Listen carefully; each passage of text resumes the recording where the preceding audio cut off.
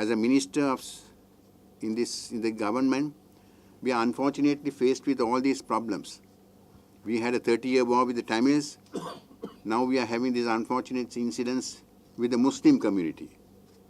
I mean, we being such a small island like Sri Lanka, just look at India, with so many communities, so many races, so many nationals in that, how peacefully they are living. That's the same way that we have to live in this country.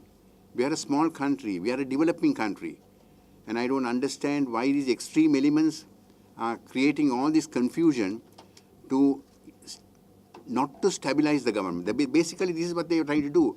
When the government is trying to progressively do under the direction of His Excellency and the Prime Minister of this country, we are trying to go forward, help the community, help every religion, help all the races. But unfortunately, some extreme elements are creating this confusion. This has to come to an end. I think we, as citizens of this country, we are all Sri Lankans. We are all Tamils. We may be Muslims. We may be Sinhalese. But we are Sri Lankans, like in India or in any part of the world. That's how they look at it. So many races live in this country, but there is no discrimination like this.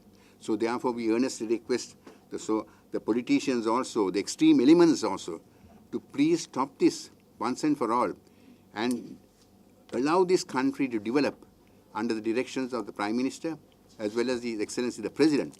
And therefore, we earnestly request all of you all to contribute and live together as nationals, as Sri Lankans, as Sri Lankan state members of this country, and we all must live together. We have only got few races. We have got Tamils, Sinhalese.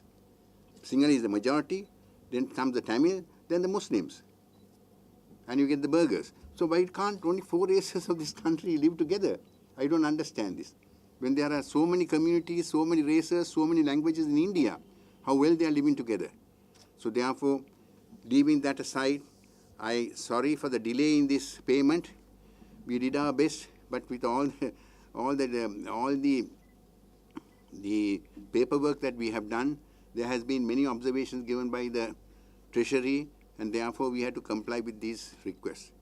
Because the Treasury is also jealously looking after the interests of this country, because our Treasury is also, we are having a lot of expenses. We are having expenses to pay the former government's problems.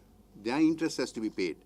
And we are sitting today in this country as a government and paying the areas of interest that is being paid done by the former government. So this is the delay. So therefore, we are very sorry for what has happened.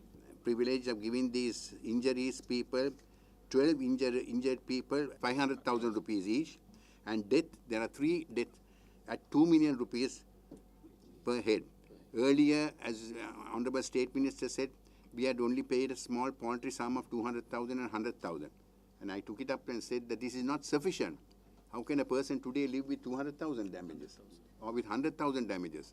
We can't. So therefore, I think the Cabinet of Ministers have agreed on this. And now they are giving at least 2 million rupees for deaths and 500,000 rupees for injuries.